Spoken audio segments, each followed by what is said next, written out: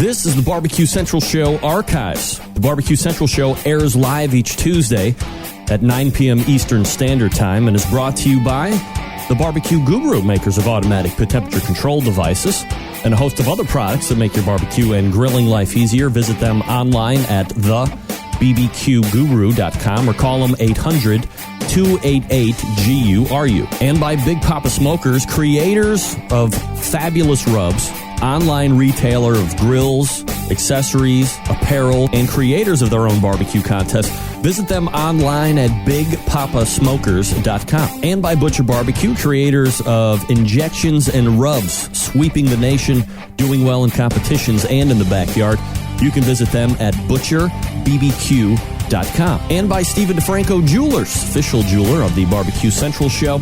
Call 440-943-2700 and use key term Barbecue Brother when you talk to Steve, or visit them online at StephenDeFranco.com. And by Green Mountain Grills, one of the best pellet grills you can get on the market today, varying sizes, not only for your capacity of cooking, but for your budget as well. Visit greenmountaingrills.com for more information. And by El Diablo Mustard. Looking for a little bit of heat and flavor in regular old yellow mustard? El Diablo has you covered. 6 different flavors to choose from currently, and you can find them at eldiablomustard.com.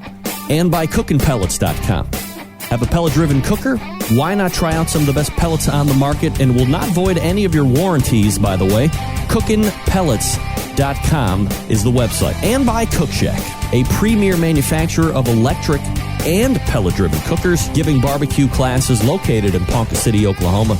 Always running some kind of a special deal. Check them out at cookshack.com. Hey, this is Helen Paradise from SoCal, and you are listening to the Barbecue Central Show. Hey, gang. Want to talk to you real quick about something that's very important when you're buying stuff online. You need to... So to get that perfect barbecue, you use wood. Are you sure it's safe? Whatever. We put the lighter fluid on, strike the match, and... Oh! Should we call the fire department? That might be a good idea.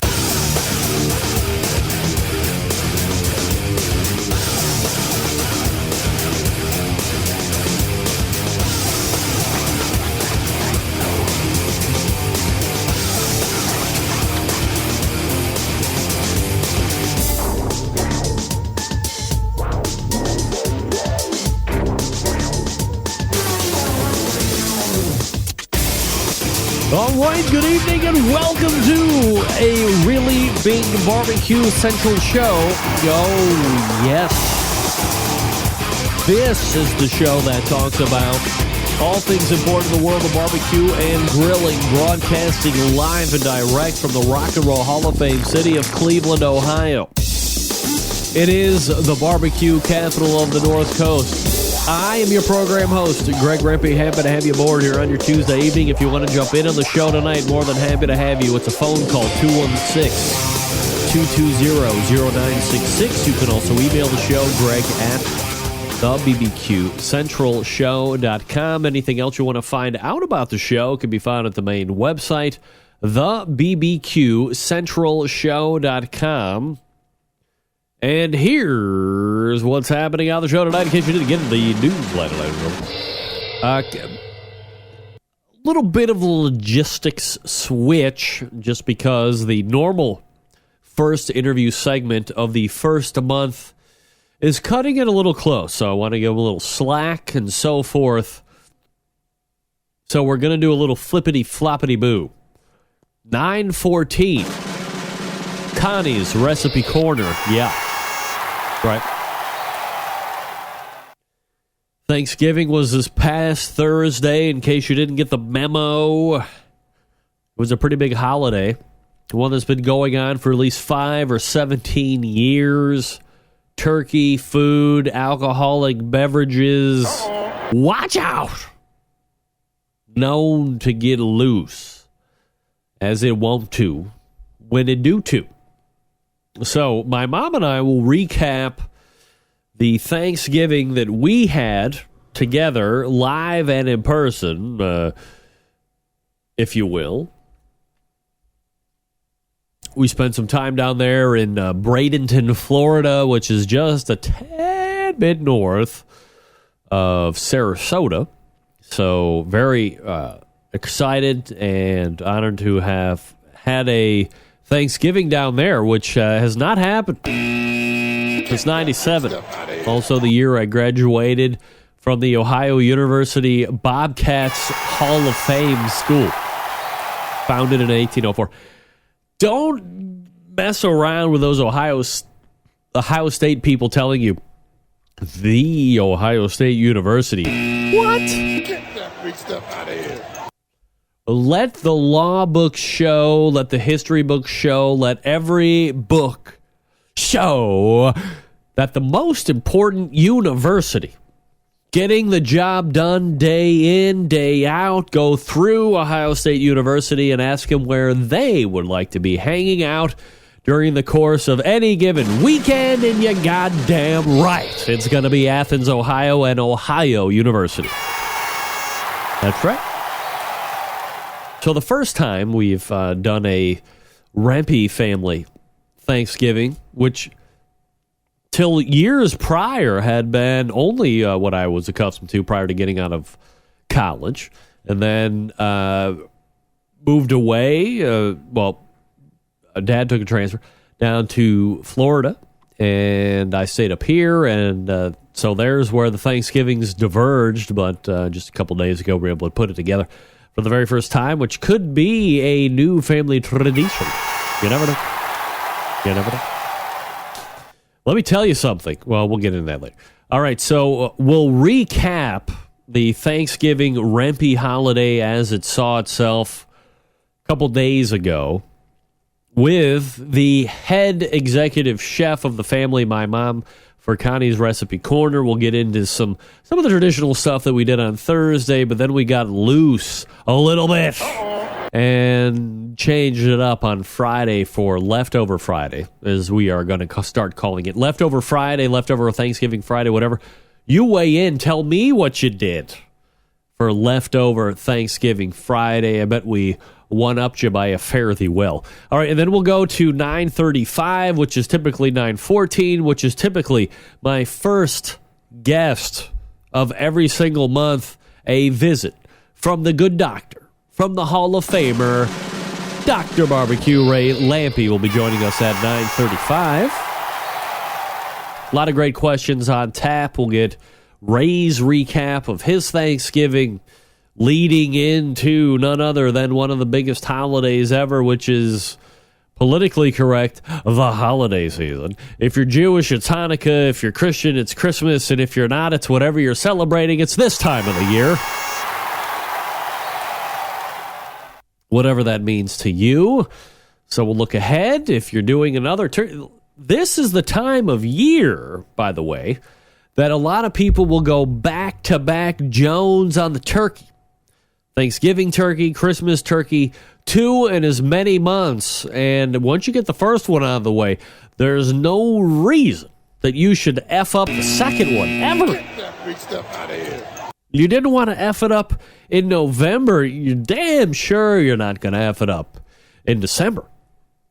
Or you're at least not going to try it. And Ray will shed a little bit of light into that as well. And then, of course, we will move on to the second hour, and we will find none other than the creator of 50% of the West Coast offense, the creator of the King of the Smokers competition that will be coming up in just over a week's time, the pitmaster of Big Poppa Smokers, who also happens to have an online presence with the same name, bigpoppasmokers.com. Sterling Ball will be joining us at 10:14.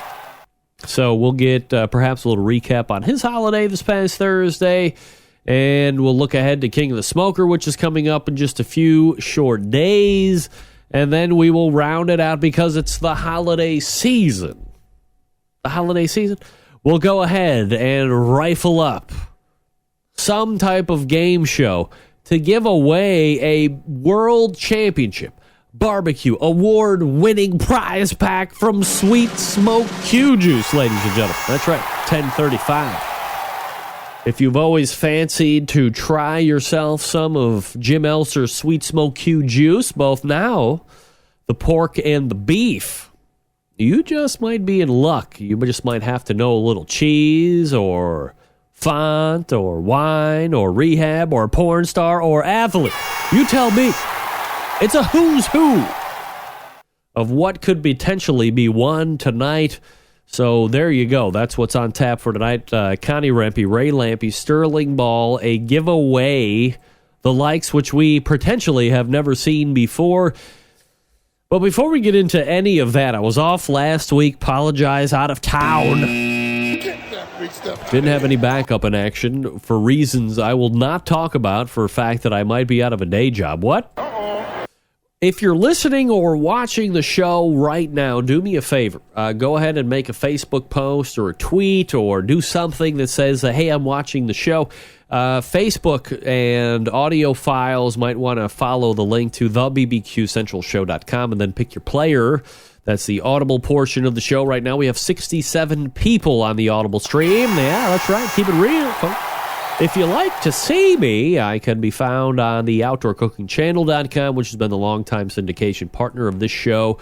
You can also find it streaming live on YouTube as well. Go to my YouTube page. There it is.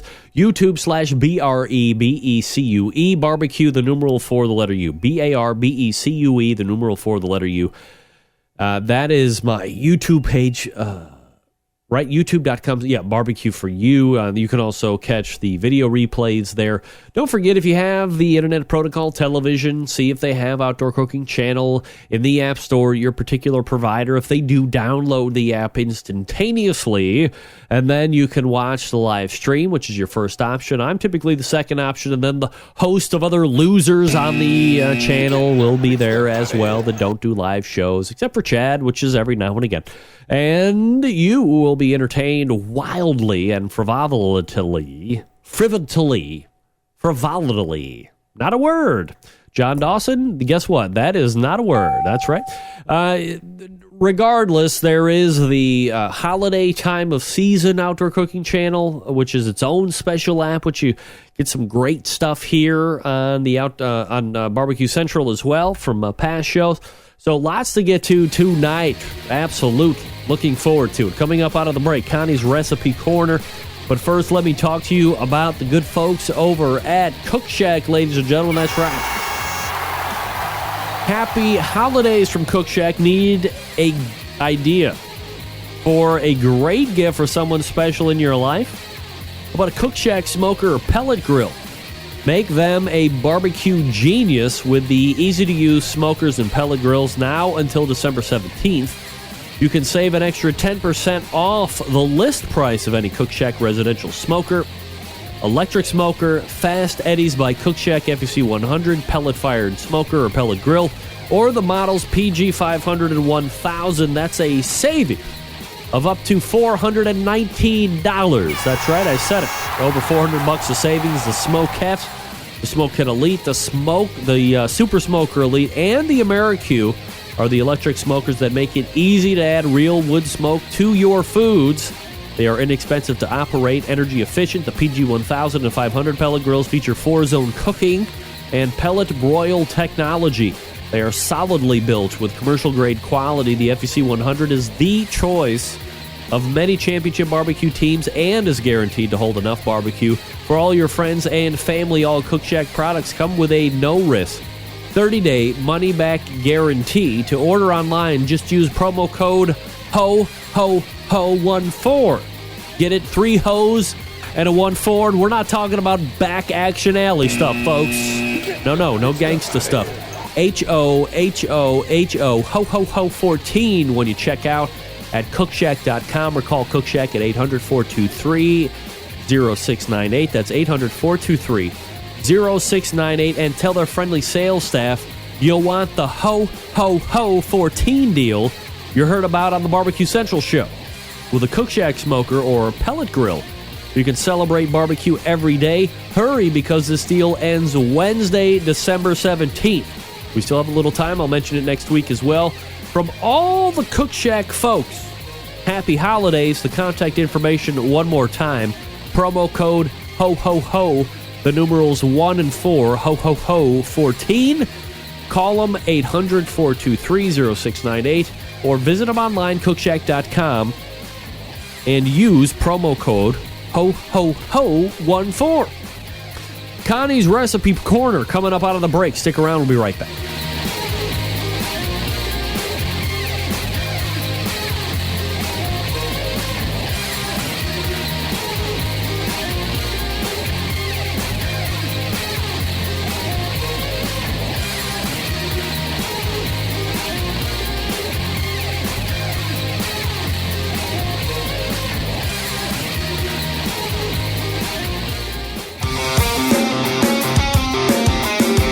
Broadcasting live from the Barbecue Central Radio Network studios in Cleveland, Ohio.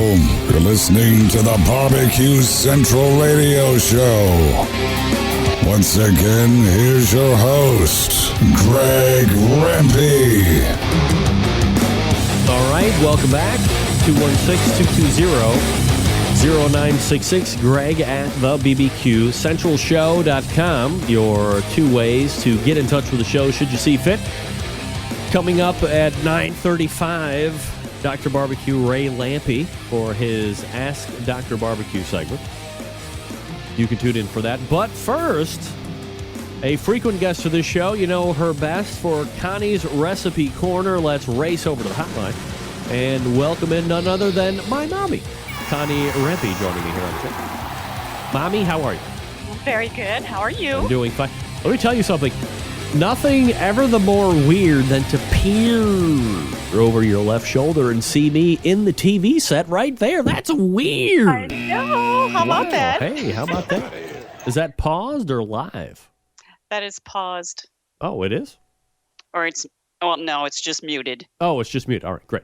Yeah. So now I can actually see how much time is between me talking and when the regular studio audio or the regular studio audience sees it on the Roku. Absolutely. The delay is much less severe than you would normally see it on the audio stream than you would see it on the video stream. You just popped up on the video stream, by the way. All right, so maybe you didn't know, but, a week's time ago, I was at your house. Remember that? I do. That's Wow, crazy. that was And now you're back up north in the snow. Oh, here we go with the snow. Great. Rub it in. Sorry. So we had Thanksgiving, and I was just saying at the top of the open that this past Thursday was the first, I guess what I would classify as a Rempe Thanksgiving since 1996? 7? Well, probably not. Well, it had to have been 97, I guess, right? That was my last year, and wait, no. 97. I graduated in 1996. Right? Had to have been 1996. Moved down here in 97. Yes, so. I graduated in 97, the summer of 97 from Ohio University, and that was it. So it had to have been 97. Oh, it was even longer than I thought. By a year. Wow. Crazy. But we had one up at your house. Recall? Yeah, but that doesn't count. Oh, okay. All right. Never mind. Yes, I do recall that. That was, well, I don't remember what year that was. I don't either. It was so great, I forgot it. Well, it was great. We just don't have to remember the year. Yeah, that's right. So, but I mean, as far as like, us get, yeah, well, that's completely blown up my hypothesis. Let's restart the segment and don't mention that for crying out loud. Okay, never mind. So, aside from that one in Cleveland, Yes. since 96, this was the first time that everybody's, my immediate family's gotten together, and we were down in Florida for Thanksgiving, Yes. which has never happened. I know. Not even once. I think that's sad. Yeah, I know. Well, so here we go. We've changed it up a little bit. We've broken the cycle of non-excellence. Yes. And gotten down there for a Thanksgiving. And so I guess on the day of Thanksgiving, libations, TV parades, hot tubbing, libations, more libations, hot tubbing, so forth. Yeah, because it's pretty nice down there. It was compared very to nice. most of the places that I would normally be, which is Cleveland, this time of year. If you could lay out the normal fare that we had Thursday. Turkey. Pretty much the traditional layout. Right, We turkey. did the turkey, Yep. the stuffing, Right. mashed That's potatoes, gravy, Gravy. green bean casserole. Yes. We had corn, Corn. squash, Wash. 2 types of rolls. Yes, the brown and serve and the extra fancy. Yes. Yep. I think that cranberry relish, the jelly, and the relish, homemade. I think that might have just been it. All right, so a couple different things. Everybody's stuffing is different. For, the last 17 years, 18 years, I've been used to one type of stuffing on Thanksgiving, and then we come back. Now, obviously, all the years prior to that, I had been used to your Connie... wait, hold on a second here. What? Oh, no, never mind. I had been used to Connie Recipe Corner stuffing.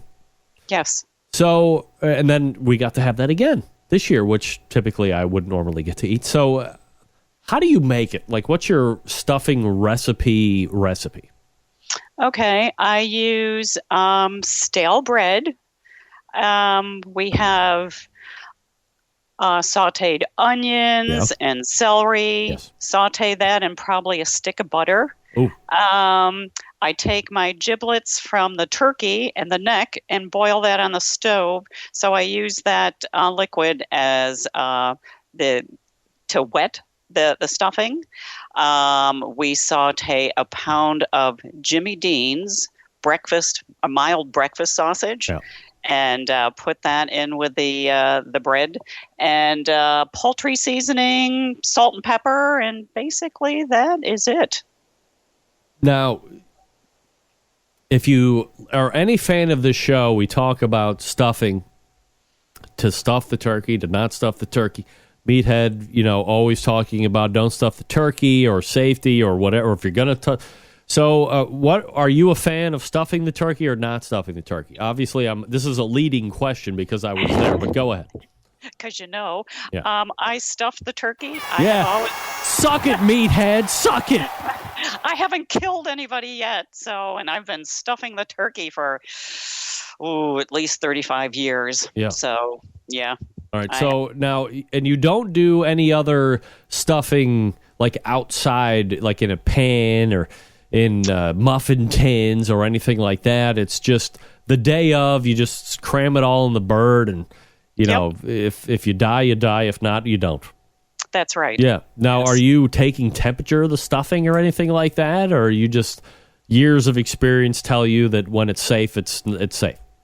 I pretty much take the temperature, but by the time, the bird is done, usually the stuffing is at a safe temperature too. So, that seems to have worked for me over the years, so I'm sticking with it. Has the stuffing of the bird is something that's been passed down? Like, did Grandma Lapiana used to stuff her turkey with stuffing? Yes, Oh. She stuffed the turkey. She used basically the same stuffing recipe, but without the sausage. The sausage part came into play when I met your father, and the original Grandma Rempe did the sausage in with the stuffing, which was such an incredible improvement. I've never gone back. Wait a second.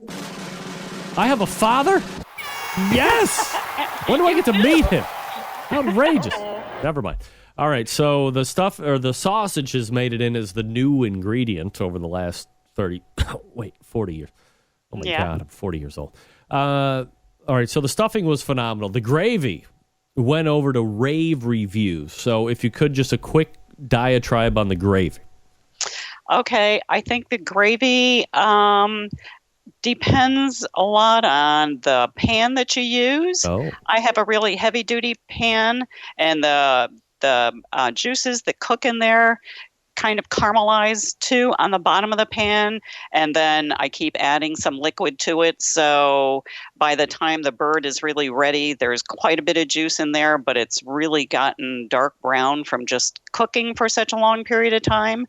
So when I actually make the gravy, I really don't find that I need to add any, say, bouillon or whatever, any extra flavoring. It comes out really nice. I just add more of the turkey stock,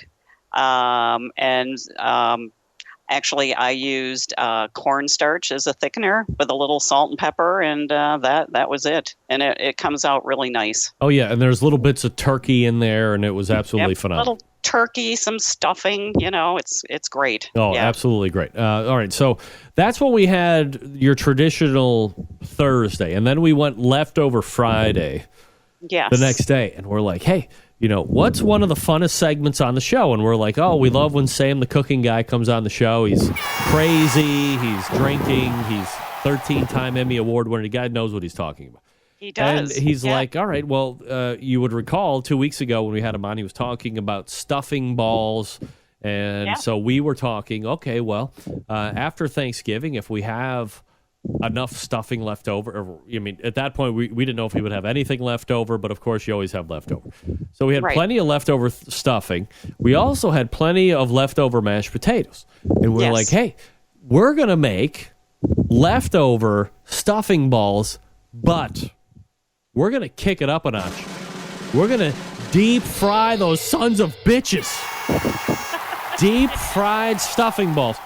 Was this a monumentous development or what? It was awesome. Yeah. It was awesome. All right, so quickly, let's go over how we did the deep fried stuffing balls, which I do have video on that you can see on my Instagram, by the way. Oh, that should be good because everybody will want to try it. They were phenomenal. Yes. And basically, very simple. You're just using the cold stuffing. You're rolling it into small balls, like a little ping pong ball size, dipping it into flour, then an egg wash, and then panko breadcrumbs, and deep frying it. And, they take maybe 5 minutes frying, and they're golden brown and crispy and delicious and very decadent and should be outlawed in many states. Yeah, and they held together so well. Yes. Now, are you sticking these like in the freezer for any amount of time or just like refrigerate, a little bit or what? No, they went, as I said, it was initially cold from the refrigerator, and we just rolled it up, and deep fried it right away. Yep. And they held together, and they were crispy and fabulous. Yeah, by themselves, they were a tasty treat. Heaven forbid you decided that you wanted to dip them into some of that leftover gravy as a dipping sauce, and you had stuffing balls with gravy as a side dip. Oh, so good, right? That's right. You want to add more breadcrumbs to your bread. Right. Sure. Why not? What's wrong with that? Nothing. We were rolling on a high. Stuffing balls were coming out, golden brown. We probably had close to 2 damn dozen of these things. Plenty to go around times 3. Absolutely. Why not keep the juggernaut of ideas rolling? Deep fried potatoes. Deep fried mashed potatoes. Forget your French fry bullshit. Let's get stuffing. Or let's get mashed potatoes and do the same thing that we did with the stuffing balls. And why not? Great idea, right? The stuffing was so perfectly done that we had all this leftover mashed potatoes. We're going to use the same recipe. Right. We're just going to roll those into balls. Same thing. Dip into flour, the egg wash. What happened? The breadcrumbs. And we put it into the pan to, deep fry. There it goes. And that first batch came out perfect. It was like, beautiful. This is good. So we're going to start deep frying children and pets next. That's right. Well, and we had so many of the potato balls to fry. I know. So we took that first batch, put them in the oven to stay warm while we're doing the second batch. And we're looking at that pot of bubbling grease that's bubbling higher and higher to the top of the pan. And it's like, what is going on here? What is going on? It's not browning as fast. They're not browning. No.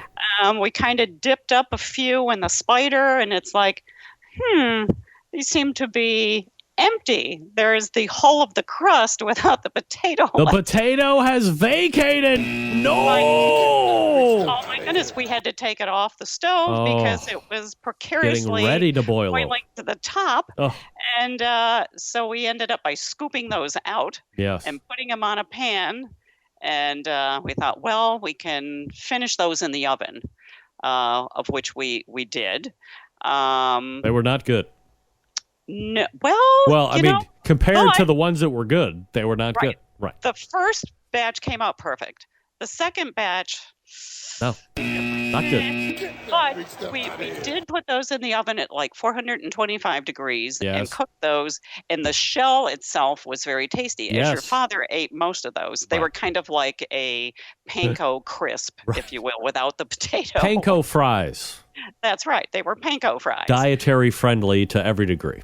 Exactly. We had a third batch that was actually going to go in and fry again, which the potato mush that had it ruined the oil. It was just kind of souped into the oil, and there was no more frying capability left. That was it. So, yeah. And we tried to actually then just oven fry those, which didn't really work. No. So. Well, I mean, I thought the idea, the first round of 10, I guess, they were great.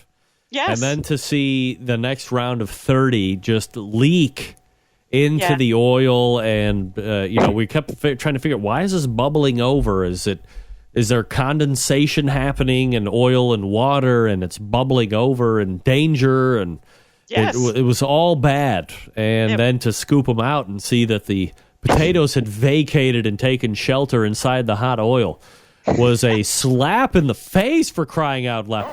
I wanted to eat those deep fried mashed potato balls all over myself. And those girls were very unhappy that they weren't getting a lot of. Yeah, we all were unhappy. Wow. It was like, whoa. The good news is the stuffing balls saved the day. Thank God. Right. And I think we'll have to ask Sam if he has ever tried the potato balls instead of just the stuffing balls, and maybe that's why he didn't suggest potato. Yeah, well, I will have to ask him that. Maybe I will ask Dr. Barbecue Ray Lampe, Hall of Famer, coming up next segment on deep frying mashed potato balls, and see, maybe this is something that you have to almost like freeze. I'm thinking that's the case, because I think I had told you I had made my own homemade mozzarella sticks. Yes, that's right.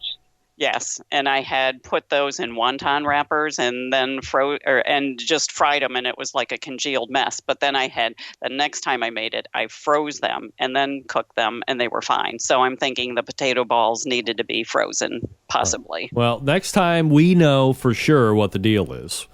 That is true. Deep fried mashed potato balls will be the call of the evening. And but other than that, everything a raging success, I think, otherwise. Absolutely. Both days. Yes. Yep. So not just your standard run-of-the-mill turkey sandwich. That's it. We had the open-face hot turkey sandwich with gravy and then all the fried stuff and everything left over. It was, I think, Friday might have even been, as far as a culinary success, even better than Thursday, for crying out. We went crazy. It's my favorite. Leftovers are better. Yeah, we went crazy. Yes. All right, Connie's Recipe Corner is a show you can find right here on this show. We will try and put together some type of a recipe for the stuffing balls and the mashed potato balls with certain caveats. And it can kind of be like a shared work in progress, I suppose. So if you find a better way, you let us know, and then we can, of course, enjoy that as well and pass it around here on the show. But as always, Mom, thank you for the Thanksgiving that we had Thursday, and as always, thank you for the time on the show tonight. My pleasure. All right, thank you very much. There she is. Bye, Mom. Love you. Connie Rempe, ladies and gentlemen. Let me tell you something. There was nobody more pissed than me this past Friday when those mashed potato balls ran out into the grease and left. Rad bastards. A bunch of them. That was such a great idea.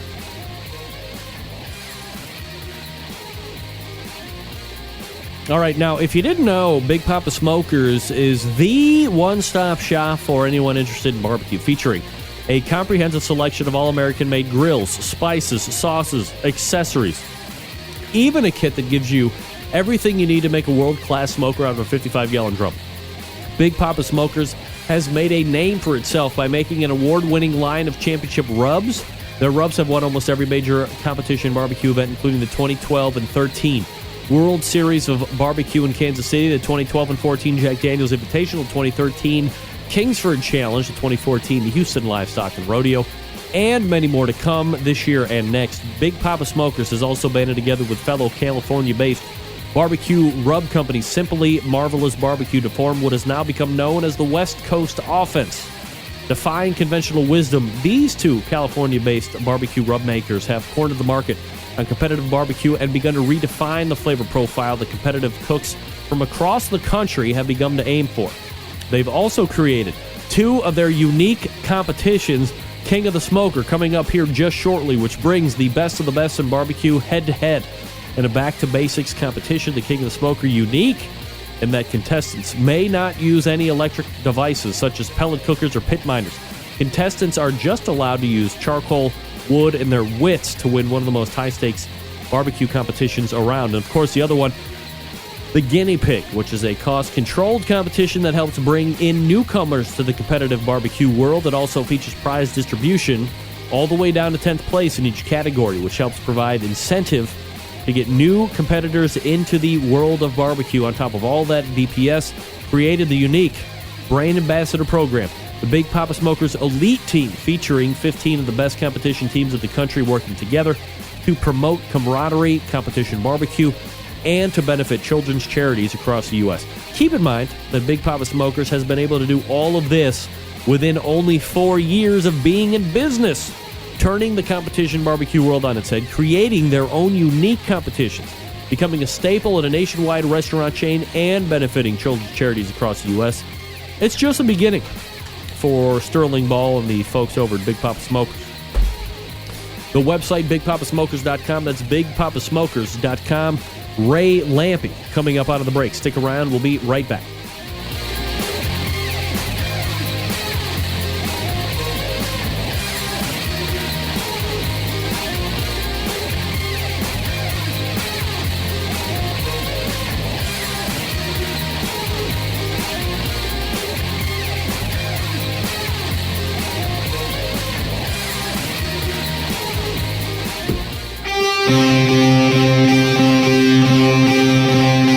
Get in the smoke. Call 877-448-0433 to get on the air. Now, here's your host, Greg Rempe. All right, this portion of the Barbecue Central Show brought to you by cookinpellets.com, your number one source for quality wood pellets for all your pellet-driven cookers. Visit cookinpellets.com. That's with an N at the end. Cookinpellets.com for more information or to purchase. Won't void any warranties. Relax. Aside from cookinpellets.com, you can also purchase at amazon.com if you'd like to purchase there instead. Chris Becker, the good friends over at cookinpellets.com, highly recommend that you give them a try. If you have the pellet-fired cookers, even if you don't. Don Wadlow weighing in. Tell the lovely and delightful it is nice to see her. Mom, shout out to Don Wadlow. All right. Thanks to Don for writing in and watching. How about this, folks? Have you got questions about barbecue or grilling, maybe as a hobby or even a business? Looking to get an expert's point of view? Why not ask Dr. Barbecue? You can submit your questions by clicking on the Ask Dr. Barbecue tab on the website. The doctor is in. Here's Ray Lampe with his nurse, Greg Rempe. Dr. Barbecue. All right, and you know that means it's time for the Hall of Famer, Ray Lampe. Yeah. All right, Ray, how are you, buddy? I'm good, Greg. How about you? I'm doing absolutely fabulous. Ray, obviously not the normal confines we would find the doctor, not the normal doctor's office. Where are you running about to now? A very nice hotel room in Byron, Georgia. On my way to Atlanta for the SEC Championship. Yes, sir. Right. Not to show my ass in college football, but who is playing in the SEC Championship game this year, Ray? Mizzou and Alabama. Mizzou, they're good. All right. I'll give them props for Alabama, of course. Years and years a formidable opponent in the SEC. Let me ask you something, all the Ray. good teams are on the one division. That's why Mizzou's in. Yeah, of course. Let me ask you something. You're a football expert. Do you ever, do you think that let me preface this by saying I'm not a Ohio honk or anything like that, but this is the only college football team that I know with any merit. Do you think if Ohio State jumped down into the SEC that they would be like average at best, or would they just get their asses handed to them, or would they be competitive? What do you think? Well, they better hope they get in that division with Mizzou. Because watch out! All right, fair enough. Ray Lampe joining us for the monthly Ask Dr. Barbecue segment. If you have a question you would like Ray or I or both to answer, you can submit that to askdrbbq.com, and we will go ahead and give our best efforts to help answer questions that you might have. All right, so let me ask you this, Ray. Thursday this past was Thanksgiving, obviously. Are you a pretty traditional guy when it comes to the Thanksgiving stuff, or did you get outside the box at all? People wondering what Ray Lampe did for a Thanksgiving. Very traditional. I actually like turkey, so I'm happy to see Thanksgiving come. I cook it on the egg, but I don't add any wood. I just cook it just like it was in the oven. So it gets a little bit of wood roasted flavor, but really not much different. And I buy some extra wings and stuff, so I make a really nice stock in the kitchen. So I have gravy. I don't mess with the gravy, the pan out of the egg. So, yeah, it's pretty traditional. Just a little bit of charcoaly flavor, but nothing too exciting. Ray, let me ask you something. I was down in Bradenton, Florida this past Thanksgiving with the parents, and Friday for leftover Thanksgiving Friday, as we call it. I've just termed that, by the way, leftover Thanksgiving Friday. My mom and I made outrageous deep-fried stuffing balls, which worked phenomenally well. And we had a lot of leftover mashed potatoes, so we said, fuck it. We'll go ahead and deep-fry the mashed potatoes as well. So the first 10 or 15 worked out perfect. The other 30, well, that was a little bit of a different story. Like the potatoes decided to evacuate into the grease for some reason. So I told my mom, I'm like, well, I got Ray Lampe coming on next. This guy is a Hall of Famer. He's going to know the answer. What did we do wrong on the second portion? Should they have gone like right back as we were taking them into the grease? The pan needed to go back into the refrigerator or the freezer while they were cooking. And where did we go wrong? Yeah, just freeze them because they're going to unfreeze in the deep fryer. And it actually, if they're frozen, you could cook them a little longer and get a little more crust on the outside. So, yeah, if they were sitting out, they just got warm. That's probably why. All right. Mom, I told you. You ruined it for everybody. Ray confirming that, of course. All right, Ray, let me ask you. We got a good bunch of questions here coming in from the folks that love the Ask Dr. Barbecue site. First one is coming in from Shane from the Proper Pig Smokehouse. This is a guy around the Cleveland area here. They have a barbecue food truck, so they're kind of doing their thing. And it says, Greg, we have been asked about doing a couple of rib cook-offs this summer, but have no experience cooking ribs for mass amounts of people. So since you are at the Barbecue Universe epicenter, I figured you might know someone who could help me with some friendly advice. Could you, by chance, put me in contact with someone or give me some tips for our first cook-off? I said, hey, Shane, forget about that. I just happen to have a Barbecue Hall of Famer coming up tonight on the show, Ray Lampe. Here's the caveat. There's a small portion of this rib cook-off where they're going to turn in ribs to get judged with everybody else. However, the larger portion is probably going to be ven to make money, so there's probably going to be two different styles of ribs. So, one, the competition rib we can just kind of swipe off to the side here. That's something they're going to have to deal with on their own. The more important thing is cash, right? We all want to make that money. We want to have everybody come to our place to make that money. But when you're vending slabs and slabs and slabs of ribs, what's the best way or what's some of the best advice that you can give somebody getting into that mess? Well, what we lovingly call rib burn-offs is what you're talking about. Rib burners. Technically, it's a cook-off, but it's really about selling ribs. I actually just attended the one in St. Petersburg and got to judge on Sunday. The trick is sell a lot of them. The guys there that are good at this have got huge cookers, and they know how to get the people in line, and they know how to get them out the door.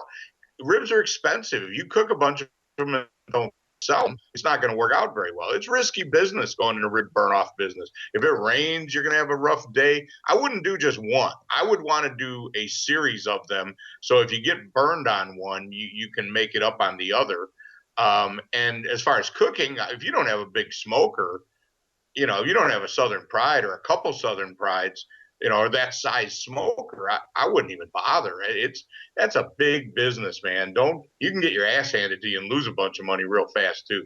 Be careful with that. Can you, how do I want to phrase this? So there's a lot of vendors out there that know the barbecue world. Maybe they don't have the financial wherewithal to have the multiple cookers like you're talking. I mean, we're talking about, hundreds and hundreds of pounds of meat style cookers. Yeah. So maybe the night before or 2 days before, they start cooking ribs and ribs and ribs. They're vacuum packing and they're freezing, and maybe they're dunking in water. Can you do like one of those things where you're holding the frozen stuff and then boil it back up to temperature, then maybe stick them back on the cooker just for a little, extra smoke kiss before you vend them off? Or is that kind of a dangerous situation?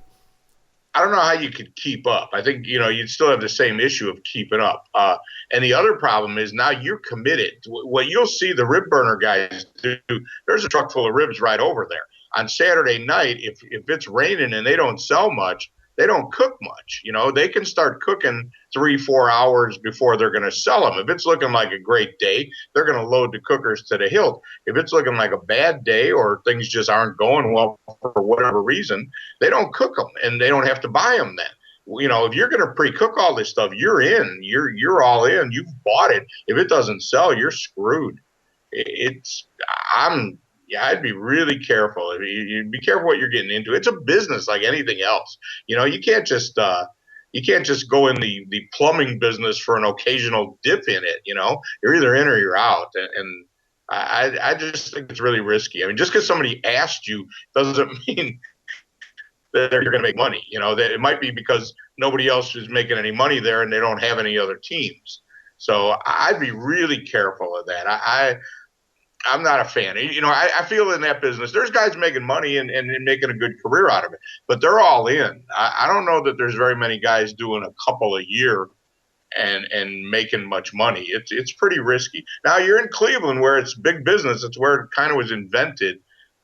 If that's where they are, I don't know much about the climate there. I just know ribs are expensive, and if you cook a whole bunch and don't sell them, you're going to be sorry. Yeah, well, I mean, I think in the summertime, weather-wise, you're going to be all right. Of course, you have the occasional rainstorm or thunderstorm or like that, but of course, you've had the rib burn off at the lakefront airport for years and years, and they seem to have really grown in pretty good proportion across a lot of fairs. Fairs here in Ohio are very big. The different counties have different fairs, and they all seem to have an associated rib burn-off tied into them, one reason or the other.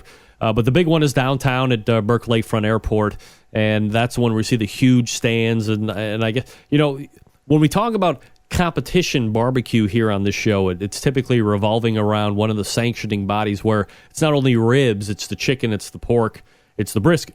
The ribbers or the rib burners or whatever catchphrase used to describe these guys, I mean, that's a whole different arena. And from what I've understood through the history of doing the show, that's almost like a circle of its own. Everybody knows everybody. It's really hard to get in to these rib burn-offs, I guess, because if there's money to be made, everybody wants to get back there year after year to make their money. And, the competition is, I don't want to say it's secondary, but people are to make money first, probably. Yeah, the bad ones are easy to get into. The good ones are hard to get into. They are definitely there to make money. I mean, a lot of them take it serious because there's usually a pretty good prize that goes along with the winning. And then you also get the bragging rights. But if you've ever been to one of those things, you see all the signage that it's awful confusing. You would swear half the guys there won last year. It's a little bit confusing. So they've got plenty of awards if they've been doing it for a long time. So they're not that worried about that one, but they all like to still win. They're competitive and there is a prize. I would never say that they're not trying to win. They absolutely are. And they cook good barbecue. It's not that they don't know what they're doing. What KCBS cooks do, and Memphis and May, in that matter, and Florida Barbecue Association and everybody else, I call them technicians these days. What they're doing is so specific and so it's not cooking a bunch of barbecue. You're cooking 3-4 slabs of ribs, meticulously watching them. It's very different than what those guys do. And some of them, like in Reno, they come to your place and they pick the 2 slabs they're taking in or however many it is. You don't even get to choose. Some places you can cook separate ones for that. There's different ways it's handled. I played around with it for a little while back in the day, and it wasn't my thing. Plus, those guys work really hard. You ever have Tommy Houston on the show? Yeah, of course. And ask Tommy about it. I've seen Tommy. Tommy's a hard-working dude, and I've seen Tommy work himself to death in Reno. I'm sure he left with a pile of money, but, man, it's hard work. Ray Lampe joining me here on the show for the Ask Dr. Barbecue segment that we do every month on the first Tuesday of every month. Obviously, this is December 2nd, the first Tuesday of this December 2014. Next question is from Gene Apicella, Ray, and this is kind of a general question and one that might seem late, but look, a lot of people like to go, what I say, double dipping. So they do the turkey for Thanksgiving. They turn right around about a month later and do turkey for Christmas as well, and so it's kind of turkey related here. I try to follow the advice and recommendations of the big names in the barbecue and grilling industry. When I see or hear what they're doing, and it's not too complicated, I'll try to mimic it and hopefully produce the same gastronomic extravaganza that they produced on the grill or smoker. But what happens when 2 or more of the big names give conflicting advice or recommendations? For example, wet brining versus dry brining versus injecting. If one expert recommends one method while another recommends a different one, is there a correct or right way? Is there a right or a wrong way? I bet you that guy's an engineer or an IT guy or something. Yeah. So, I mean, the end they want to make question, it a science experiment. Yeah. It's cooking. There's 100 ways to cook a good turkey. I don't think there's any wrong way or right way. For me, what's key with a turkey is getting it cooked to the right degree of doneness. You can brine it or not brine it, wet brine it, dry brine it, inject it, whatever else. I'm not. But if you overcook it, it's not going to matter. If you undercook it, obviously you've got a disaster. I think we spend too much time worrying about stuff like that. And if you just get your thermometer on it and make sure you get it cooked to the right degree of doneness, it'll be good. I think, trying to pit different techniques against each other. This is I teach a lot of men how to cook, and they all want it to be a science experiment or an engineering project. You know what? Yes. The answer is yes. All of those are good ways to do it. Nobody's wrong. Let me be a little bit of a devil advocate. When you're brining does change the mouthfeel of meat. It makes it a little, I guess for the layman, or it has the potential to make it a little more kind of a mushy to it versus an injecting, or even if you don't do anything to it, if you have a basted bird or whether a self-basting bird, when it's already injected. But brining does have a potential of does physically change the makeup of the meat. So it could be a little mushy, I guess, if you don't know what you're doing. If we're splitting hairs. Right. I didn't brine my turkey. I have brined them in the past. I got a new book coming out next spring called Flavorize, and one of the chapters is on brining. And I've always felt the same way as you. I feel like sometimes if I eat brine food, it tastes like lunch meat to me. It gets a weird texture. It gets that salty taste. What I found as I was experimenting and reading about it was brine does not work if you don't have the proper amount of salt. So you can't go with less salt. But where you get in trouble is soaking it too long or not long enough. And I think that when you get these turkeys that you really get that texture has changed and it tastes like lunch meat or whatever it is that you may have brined, it's been over brined. It's been brined for too long. I prefer to brine stuff I don't brine turkeys. I just buy a butterball, and it seems to work. My grandma did that my whole life, so that's just what I do. I know it's brined or injected or whatever, but I think people are brining for too long if they're not getting good results. All right, Ray, last question here before I turn you loose, and of course I always appreciate the time. This one coming in from Jerry. Hi, Greg. Love the show. Spent hours rolling down the road in my truck listening to it, drooling and hungry because I don't have barbecue in the truck. I have heard a bunch of TV chefs and read in a bunch of cookbooks. If you want to serve the marinade with whatever the meat is, boil it first. Sure, raw meat has been in it. Duh, I get the question is, has that ever worked? And if so, what is the trick? The dozens of times or so that I have tried all the meat, juices, blood, etc. solidify even in the gentlest of simmers, and it looks like a stringy, gray, exploded brain from the high school video club horror film. Obviously, there is an answer set aside here that I'm just not getting. Can you please help me understand if boiling the marinade actually works, or if there's something else I should be doing? Well, boiling the marinade makes it safe. You need to bring it to a boil and cook it for 5 or 10 minutes or whatever. I wouldn't go short on that. I would make sure I cooked it, long enough so that there was nothing dangerous to it. But just because it's safe doesn't mean it's good or something you want to actually serve. I don't want to serve some funky marinade meat juice. I would never even consider it. I would always throw it away. You can make it safe if you want, but that doesn't make it going to be good. I would always throw it away and start over if I wanted to make a sauce. Or make a double batch if you want to use the marinade for a sauce. Make a double batch and split it before you soak the food. Set that aside or in the fridge, and that'll be ready when you are. My experiences are exactly the same. Why would I want to make that funky meat stringy? Yeah, I agree. I think it's nasty, so throw it away. Yeah, sounds like a great idea. Never a good idea. Just make a double batch and use what you're going to use for the cooking, use what you're going to use for the basting or the sauce, and there you go. Ray Lampe joining us here on the show. Ray, aside from the SEC championship game coming up, what do you have on tap? Oh, I'm doing the big Dr. Barbecue's 20 favorite barbecue joints. Yes, sir! You know you are. Look at you putting your neck out on the cutting board. Well, this isn't anything new for me, Greg. I wrote a book called Barbecue Road Trip 10 years ago. So, it's not a new thing to me. Anybody else that's doing it is doing it after me. But it's that time of year where everybody's doing their list, their countdown list, and I just figured I'd try something, and I really didn't think about what I was going to do, and one day it just came to me. I'll just name my favorite barbecue joints.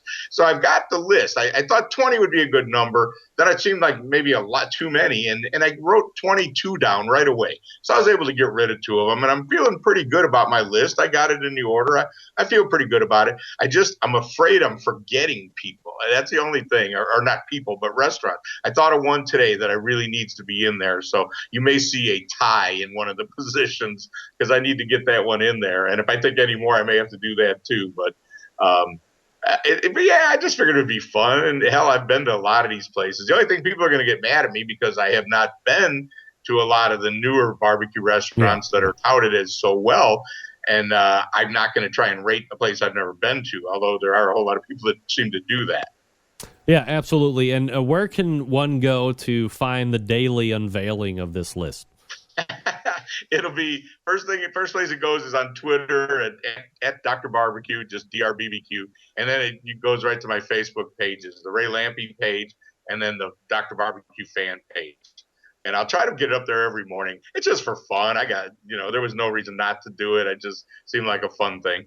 All right, fair enough, and we'll look for that over the next many days leading up to Christmas. Ray, always a pleasure to have you on, and obviously I won't get to have you here on this show before the turn of the year, so have a great rest of 2014, and we will see you in the new year, buddy. All right, Merry Christmas, Greg. Talk to you later. All right, you too. There he is, Ray Lampe, Dr. Barbecue, joining me here on this show. Hall of Famer and ready to rock and roll, ladies and gentlemen. Yeah. All right. Before we wrap up the first hour, let me quickly tell you about the longest-running sponsor of the show, the Barbecue Guru, folks. That's right. If you are a busy working professional, you're constantly on the run with kids, doing errands, quite frankly, you just don't have the time to sit around and tend temperatures, the Barbecue Guru allows you to throw on a pork butt, a brisket, a couple slabs of ribs, and you're off to do whatever it is you need to get done. Barbecue Guru maintains that temperature you set it at. Currently, a bunch of different models to choose from. Barbecue Wi-Fi. The Party Q, starting at $149 for most cookers. The Party Q, easiest point of entry into the pit temperature control device. It's a self-contained package that runs on AA battery, goes from cooker to cooker, or you can use it however you like. In the market for a cooker, look no further than the Onyx Oven. Winning on the competition circuit as well as in backyards all over the country. Fully insulated, holds a ton of meat.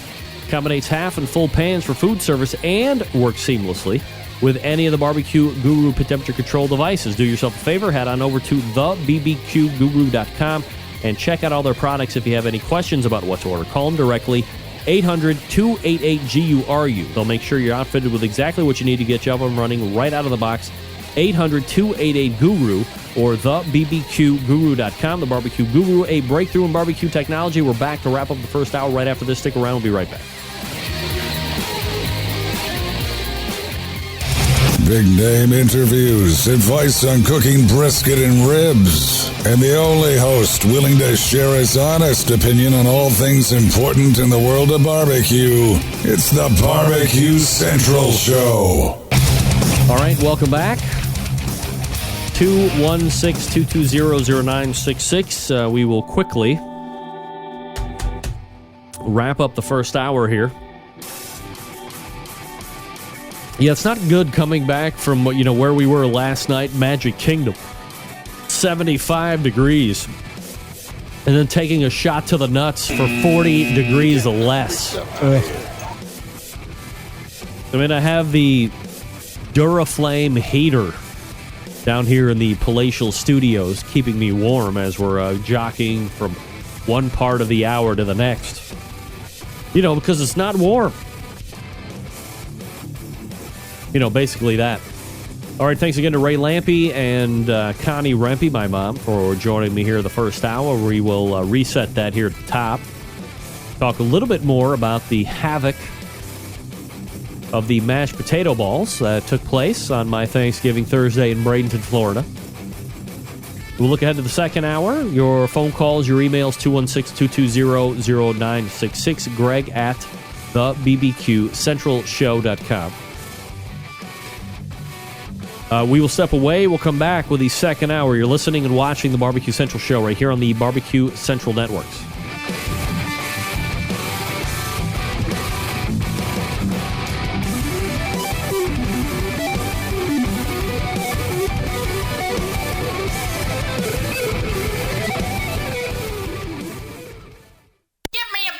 Hello, everybody. This is Gary Van Chuck, host of Wine Library TV, a.k.a. WLTV, the #1 wine show on the internet. And this is BBQ Central. From my heart and from my hand, why don't people understand my intention?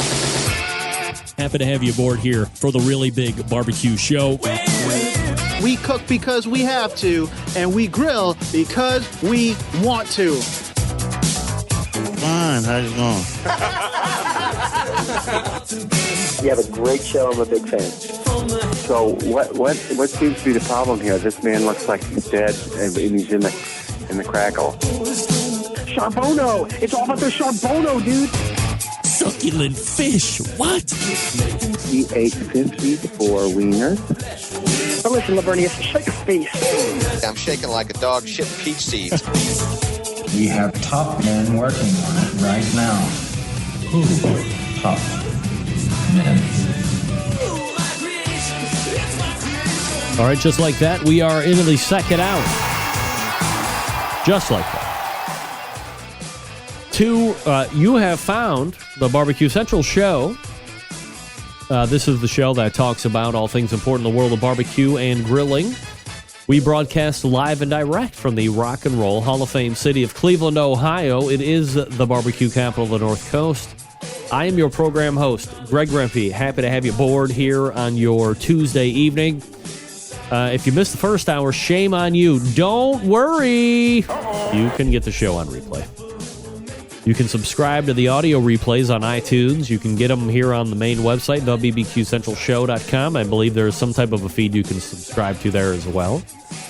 You can go to Barbecue for You, BARBECUE, the numeral 4, the letter U, at YouTube, and find the video replays. Outdoor Cooking Channel has all the replays as well. Internet Protocol Television, i.e. Roku, can be found if you download the Outdoor Cooking Channel app. Outdoor Cooking Channel has a live stream, and then you also have the Barbecue Central Show archives. So there's really never any reason that you should miss anything on this show ever. Even if you miss the first hour, you can just tune right in live in the second hour, watch it live, and then go back and get the first hour at your convenience. Thanks again to Ray Lampe and Connie Rempe for joining me this past hour. You know, it's wise to learn from the mistake and to live your mistake so you don't have to live it again. So here we were, son and mom, at the palatial, patriarchal family estate in Bradenton, Ohio. Bradenton, Florida.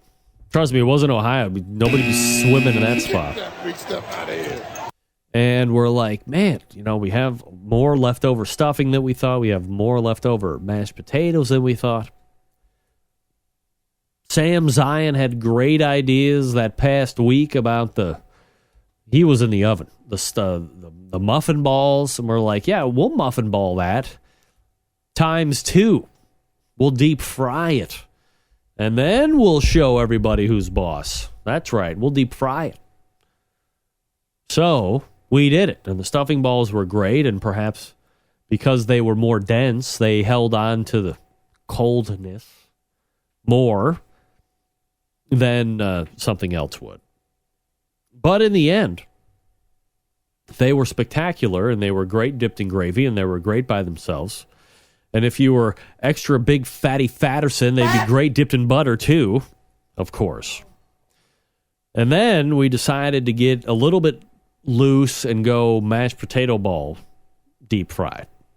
And as I had mentioned to Ray, and as we had talked about with my mom previous, everything was fine with those first 10 because they were coming like right out of the refrigerator and they were cold. But as the other 30 sat out, it was hot. I mean, there's 350-degree pot of oil sitting there. Things start to defrost. Then things start to go awry when you put the defrosting potato balls into the 350-degree oil, and then you have potatoes deciding to get out of that crusty shell, and now it's in the oil, and now we've got a mess. Get that big stuff out of here. Still good. So, the news of the day is if you have leftover potatoes, even right now, mashed potatoes, put them in form them into balls, like my mom was talking about a little bit earlier, flour, egg wash, panko, and then put them in the freezer, 30-minute, 15, 20-minute. And then get your oil ready to go. And then set out as many as you want to do right off the bat. Because here's what you can do. You can do 10 at a time. Probably, depending on how big your pot is, maybe 15 at a time. And then get them out there with the spider thing and put them on a cookie sheet with paper towel into a nice 200-degree oven to keep them warm, or 150-degree oven, whatever you like. Keep them safe. And then drop, 10, 15 more in. But in between, freeze them again. Because we don't want the potatoes to defrost. Because defrosting potatoes equal danger. And by danger, I mean as we are hovering, my mom and I, we are hovering over the grease, we notice that for reasons unbeknownst to us, the grease level is rising. Nay, it is rising at an alarming rate. Like, Get that big stuff out of here. You ever boil pasta and keep the keep the top on the pot, and all of a sudden it gets to that rapid boil point, and now it's going to start to boil over and start creeping out of the top? Yeah, same thing there. Like, so much so that we took it off the heat and brought it over to the stove because we were scared it was going to boil over. Forget it. Didn't understand. Started taking them out. Noticed one by one, all those little panko pods were freaking empty. The potatoes had leaked right out. Outrageous. So, freeze them, have the mashed potato balls and the stuffing balls together. You'll be fat and happy right along next year. Here's the deal. The second half of the vacation was at Disney World. And we went to Hollywood Studios. We went to, Epcot, Saturday we got there. Epcot was on tap. And then we went to Hollywood Studios on Sunday. Then we went to Magic Kingdom yesterday. And then we flew into Cleveland just a mere few short hours ago. And here I am, beaten, tattered, and torn to do a show. Get that big stuff out of here. I just want to go to bed. The one thing that I have noticed, and I went 2.5 years ago to this very same place. Same places. Well, we got out the jungle safari thing we took out. It was ridiculous. Folks, if you haven't been to the Walt Disney World recently, like within the last 2 years, I don't know whether to say to go or watch out, and perhaps it is different. Get that big stuff out of here. What is going on with people and their use of personal scooters? Get that big stuff out of here. When did 40% of the traveling public in Walt Disney World or Hollywood Studios or Epcot or you name it resort at Walt Disney World, when did they get permission to ride around on Hover-Round or the Rascal? Rascal. You know, I get the fat bastards that are 480 pounds or more, and their sticks are screaming and yelling, holding up their own weight. I mean, I get it. I mean, you know, barbecue guys are fat people for most, consider. I get that. But, I mean, I don't want to, paint. I don't want to get out the broad stroke of justice. But just in the 2 years that it was for me when I went 2 years ago this past summer till this past weekend, there had to have been a 150,000% increase in the use of personal scooters. They're all crazy. Everybody had one.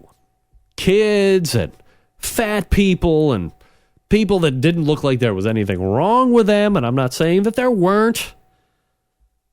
I'm saying that I saw you drive up on the bus and then hike your ass off, walk to the seat that you took from me, and I stood up. That's fine. The proliferation of Hover-Round and the Rascal and whatever it is at these places, that is an epidemic. It is rampant. They are running at high speed. Look, old people in cars are weapons enough. Get them behind the wheel of a scooter at a amusement park, and they are ready to run you down to get in line. No, I'm going to see Fantasmic. I'm going to see the Indiana Jones stunt before you, whippersnapper. Cut your leg off with that. I saw one had the spokes take out rims on tires, or shins, as it were. How about just get up and walk? You know what we did at Hollywood Studios? 9.5 miles. That'll do your non-walking ass good. That's right. Public service announcement to all the barbecue brothers and sisters out there from a show sponsor, Stephen DeFranco Jewelers, who was also a self-proclaimed barbecue junkie. Father's Day is coming. Mother's Day is coming, of course, next year. We have upcoming Christmas, Hanukkah, whatever you celebrate, the holidays. How about watches, the Bulova brand? Why spend a ton of money if you don't have? Bulova watch is stylish, affordable, starting under $200. Traditional court-style, retro-styled automatic versions, chronographs, skeletons, and traditional styles fill out the Bulova line. You have the Precisionist. You have the Accutron. Maybe you're a gadget guy.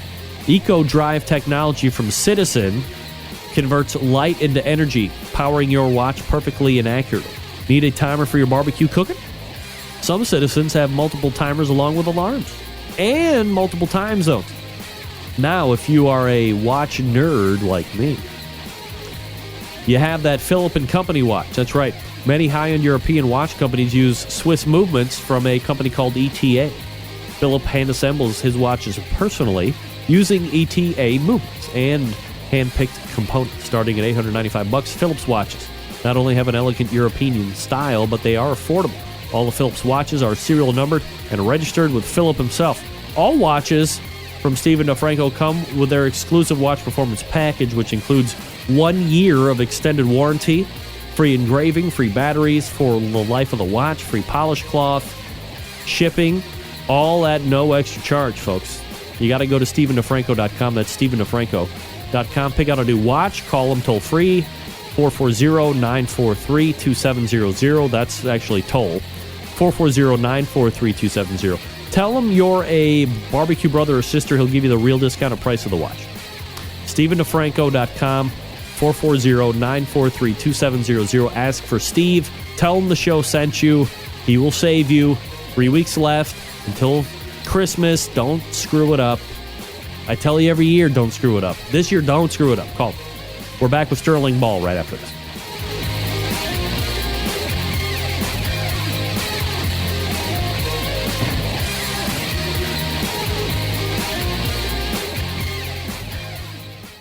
Broadcasting live from the Barbecue Central Radio Network studios in Cleveland, Ohio. You're listening to the Barbecue Central Radio Show. Once again, here's your host, Greg Rempe. All right, welcome back. 216-220-0966. Greg at thebbqcentralshow.com. My next guest in the second hour, a captain of many industries, a successful pitmaster, rub and spice manufacturer, barbecue equipment retailer. I'm proud to say, one of the newest partners to this show. Let's go ahead and race over to the hotline and welcome back pitmaster of the Big Poppa Smokers team, the founder of BigPoppaSmokers.com, and music legend to a degree as well. So welcome Sterling Ball back to the show. Sterling, how are you, my friend? I'm fine. How are you, my friend? I'm doing absolutely fabulous, Sterling. Appreciate you making time for the show.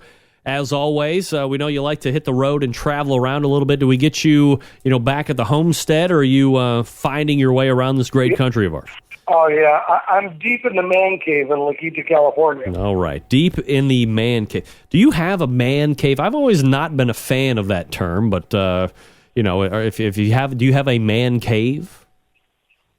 Yes, I do.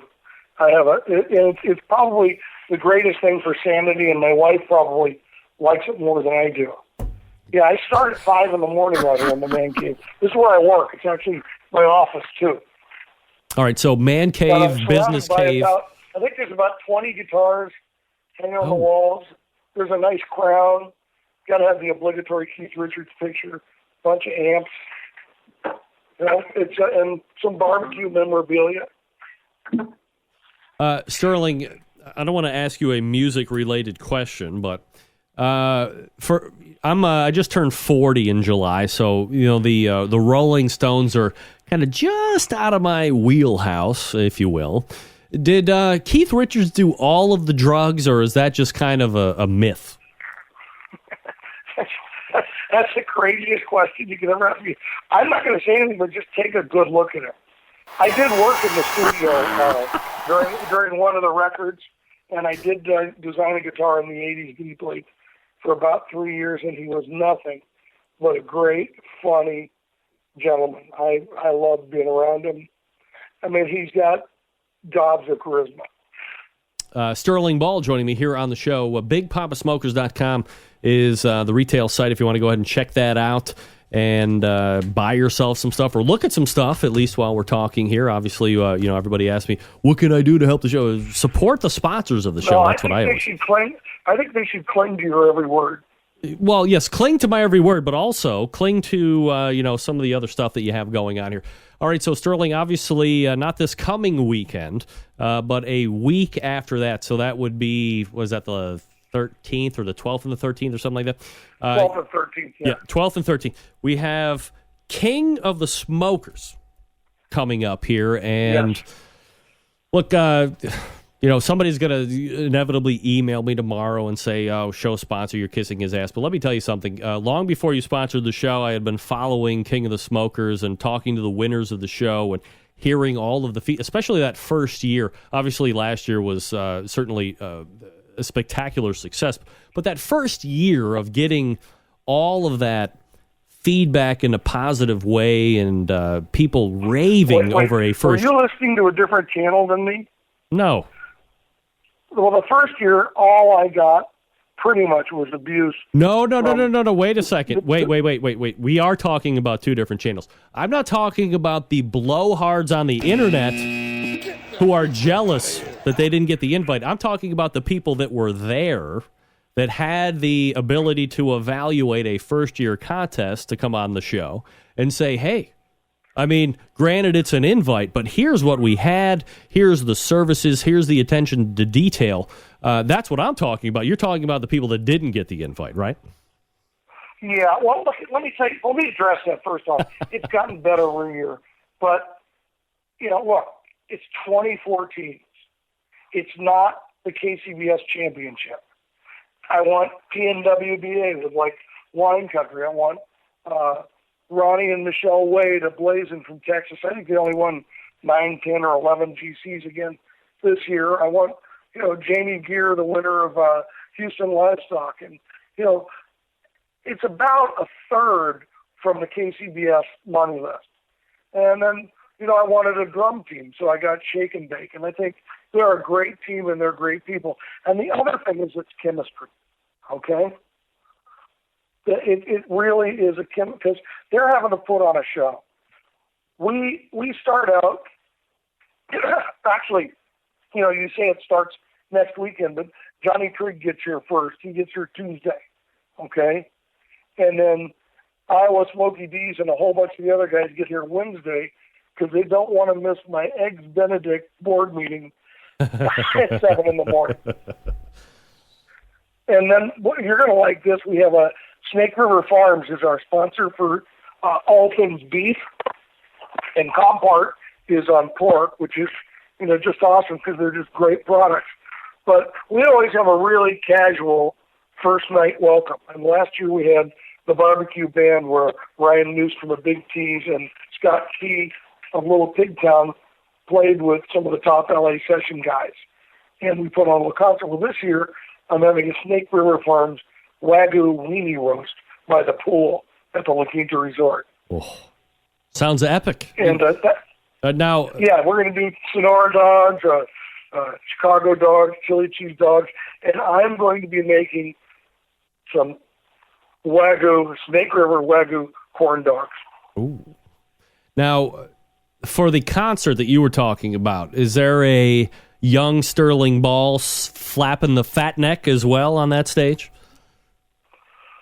No, I might be playing on Saturday night a little bit. We've got a guy who's pretty much a pallbearer of mine and brother, a guy named Rodney Crowell, who's written some of the greatest songs in the world. He just won a Grammy on his record with Emmylou Harris.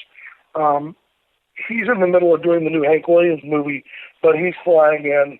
And then Steve Lukather of Toto.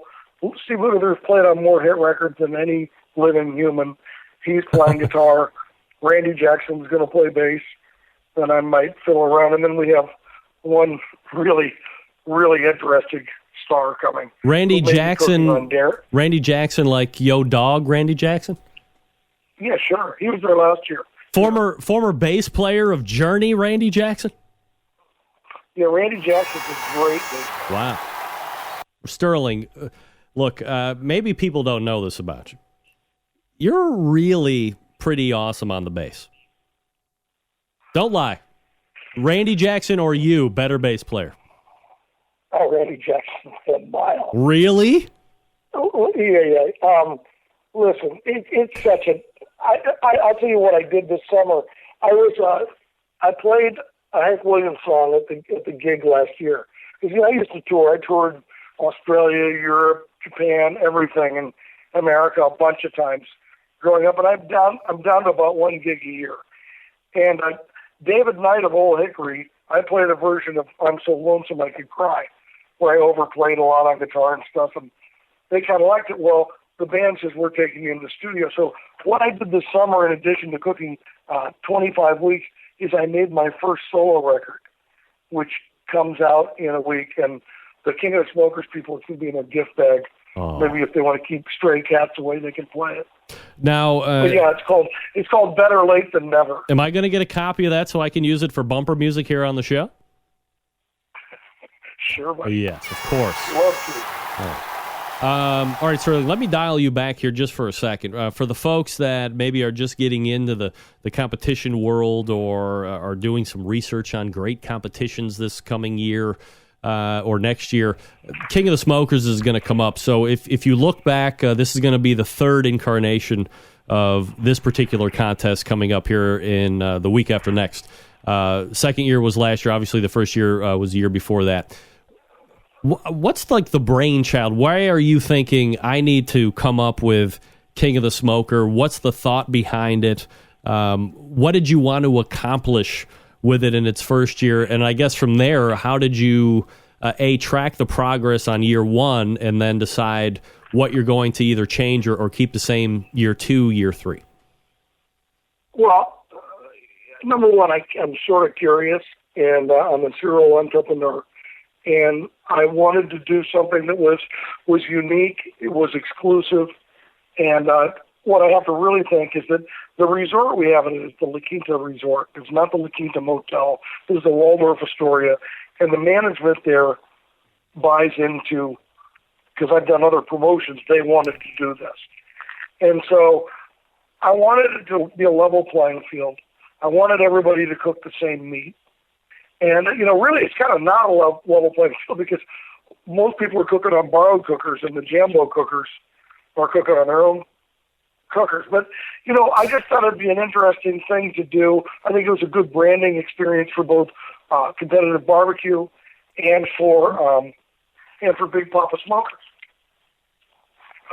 So that's why I did it, just why I do the guinea pig too. But you got to realize I also have battleofthebands.com, which is the largest live music promotion in history. 35,000 bands. That's been going 15 years. Each year, 35,000 bands. So I've always done promotions like this. But this one is near and dear to my heart. And I have BJ's Brew House, who I do culinary development for, is the major sponsor, and they're unreal. I don't know. I mean, look, it's great to get the guys together. It's great to put them in that environment. It's sort of a white tablecloth barbecue contest. But they are easy ups. We've got branded easy ups, white. Okay, even the trash cans are branded. And then everything else that I wish would happen in a contest, I get to do here.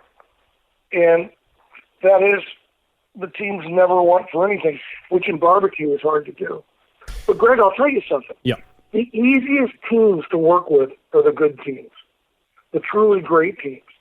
They don't give you any trouble. When I put on the guinea pig, there's the people who maybe think they're good are really difficult. It was really interesting. So Arlie was working with me, and Arlie's coming out for this year. He said, Arlie, do you notice this? He said, welcome to my nightmare. Sterling Ball joining me here on the show, BigPoppaSmokers.com, his website if you want to check it out here while we're talking. Sterling, why the designation of no pellet cooker, no pit minders, or let me go ahead and pit my own, no barbecue gurus, for instance, and just go back to I guess more of a traditional way of cooking barbecue? Why do you think that levels a playing field when some of these guys are going out of the comfort zone? I'm not sure that levels the playing field as much as I believe that all sports control the ball. Okay, whether it's baseball, if there's not enough home runs, they juice a little bit. And I sell more Mac pellet grills than anybody in the world. I've been the number one dealer since they came out. So it's such a contradiction, and I think I'm Candy Sue's one of her biggest dealers. So to have a contest that really bites the hand of my store, I just fundamentally believe that I think, especially on the pro level of barbecue, that you should probably have to be able to light and manage a fire. So if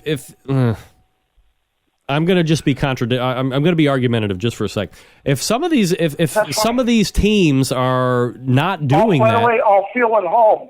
Good. So if some of these people aren't doing that 35 weeks out of the year, and they're going to come to your competition, does that show that they are just game and they are competitive at heart? Does it show that perhaps even the guys that you would pigeonhole as being pellet guys or draft system guys are indeed people that can manage a fire? Do you think that allows them to break out of a pigeonhole that might otherwise hold their name? I don't know. You know, I had one guy turn me down because he said he only wants to cook on pellets, okay? And I'm not going to name his name. He's in Oklahoma and makes injections.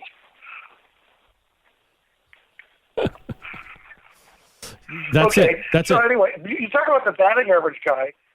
This year. That's Travis Clark. Last year was Moonswinder, Chad Hayden. But Travis Clark had a monster year this year. Yeah. I mean, you look where he fits on it and how little he cooked. This is crazy. I mean, he really had a great year. Look at Trubud. Trubud cooked half the contest they cooked last year, and are still, up until last week, was still in it. So, and then Tippy Canoe, who won last year, he's coming back as defending champ. He's hardly cooked at all this year, but the defending champ always gets to come back. In the big picture, obviously you want to have some of these top teams get together, go head to head, and it's the matching of wits and the cooking skills and all that stuff. But obviously, for you, it's always about something a little bit bigger than barbecue and a little bit more in a way to give back to charities and obviously children's charities, which very close to your heart. So, what does King of the Smokers do specifically to that end? Well, it's almost, the elite team has been misunderstood as far as what it does. It's there as a brand ambassador program, just like other barbecue stores have. The only difference is we actually start every team with $1,000 and have them designate a local children's charity. And then we have $5,000 to the winner, whoever finishes with the top of KCBS points, and then $2,500 per category. This year it's pretty much spread between Darren and Tim. But at the King of the Smokers, we'll be giving away $31,000 to the elite charities around the country. OBR, I'm looking for somewhere. They do all the catering. Compart supplied all the pork. Everybody's donated the meat, but what happens is they're selling that and the BJ's beer. And then whatever they do, Big Poppa Smokers matches, and we're looking for somewhere around $30,000 there. Wow. But the thing I'm most excited about is my youngest son, Casey, when he was a 2-year-old baby, and he's 25 now, was born with bad kidneys. And he had 8 operations by the time he was 6 and died, and they brought him back twice, including getting my kidney. And we've raised money for years for pediatric kidney research, and on Saturday night, we'll be presenting a check for $1.35 million to establish the Casey Leval Pediatric Kidney Transplant Center at UCLA. Wow! So this is a big deal for our family. Wow, 1.35. A lot of the money came from the last 2 King of the Smokers. Yep. It's my family's money, but it's different charitable events we hold out through Europe. So this will be the biggest night in charity there's, and I can never top it again. I might as well. Pack it in there. But, yeah, absolutely. But so this is about helping kids. I think Operation Barbecue Relief is one of the most amazing and great and charities, and I think it's the best to showcase what we're all about in barbecue. Sterling, obviously you're the guy putting on this and making sure that everybody's not wanting for anything, but you are a very successful pitmaster. You ever thought about just firing up the cooker and taking part in your own competition? I don't know why I would do that. Why not? I don't know. I mean, I'm really happy. I finished in the top 20 this year. I'm really happy with my cooking, but this is this guy's show, not mine. And you know what? The mix of teams are also great. And, I'm busy. I said Trig gets Tuesday. I mean, it's a contest that really is about a week. And then we got golfing on Sunday, so. No, I don't, to answer your question, but I do cook Friday night. I'm cooking 6 Snake River ribeye in block form and slicing them. Mark Lambert, a sweet swine of mine, is roasting a Compart hog in our old hickory. Notice I got all those best car plugs again. Man, it sounds like it's going to be... I cook for everybody Friday night. Yeah, it sounds like along with Mark. It's going to be an absolutely epic event now in its third year, coming off the weekend after this upcoming. And you can find Sterling Ball at BigPoppaSmokers.com. He is the pitmaster of Big Poppa Smokers. Sterling, really appreciate you coming on the show tonight, giving a little hype up for this absolutely prolific event that everybody's going to be looking forward to hearing the results. Obviously, I'll be looking to have the winner on the show Tuesday after. And, of course, if there's anything that I can do to help as we get closer, just let me know. Otherwise, we'll talk to you soon. Well, maybe I'll come back with something and invite myself. Hey, can I say one thing? Yeah, absolutely. I just want to make sure everybody out there understands, and it's been a lot better this year, that anytime you have to pick 24 out of 8,000, it's difficult. Yeah. And everybody would do it different. And all I'd ask is at least a little benefit of the doubt as far as the spirit and intent of the contest. Fair enough. Take care, my friend. All right. There he is. Sterling Ball, Big Poppa Smokers. Look, he's not going to say it. And I'm not about to speak for Sterling Ball, but let me tell you something.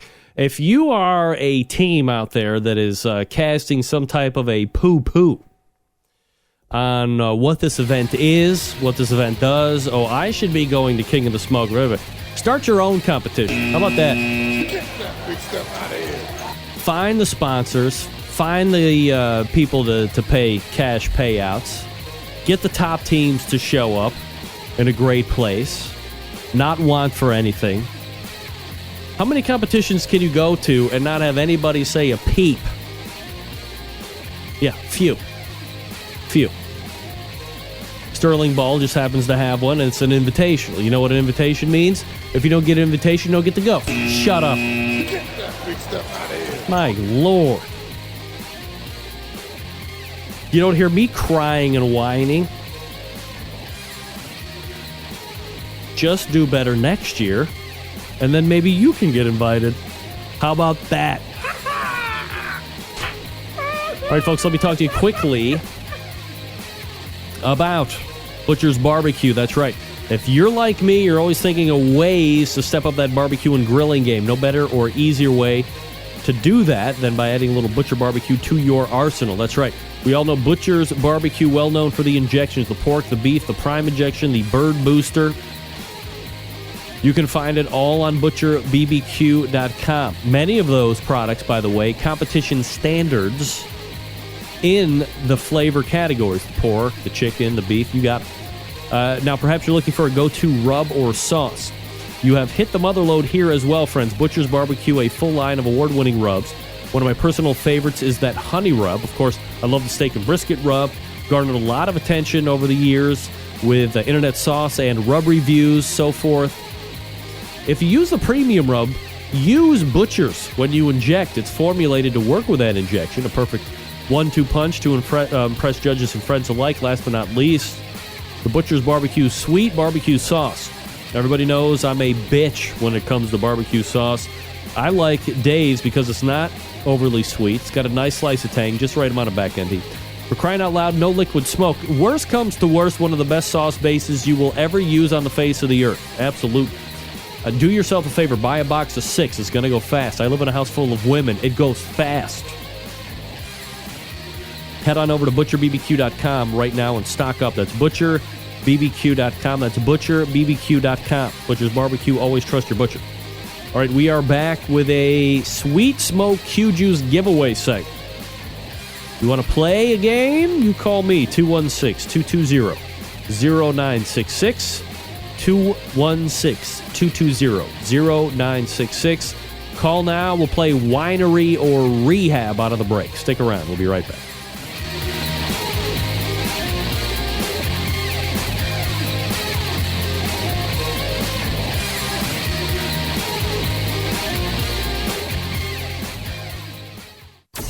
Big name interviews, advice on cooking brisket and ribs, and the only host willing to share his honest opinion on all things important in the world of barbecue. It's the Barbecue Central Show.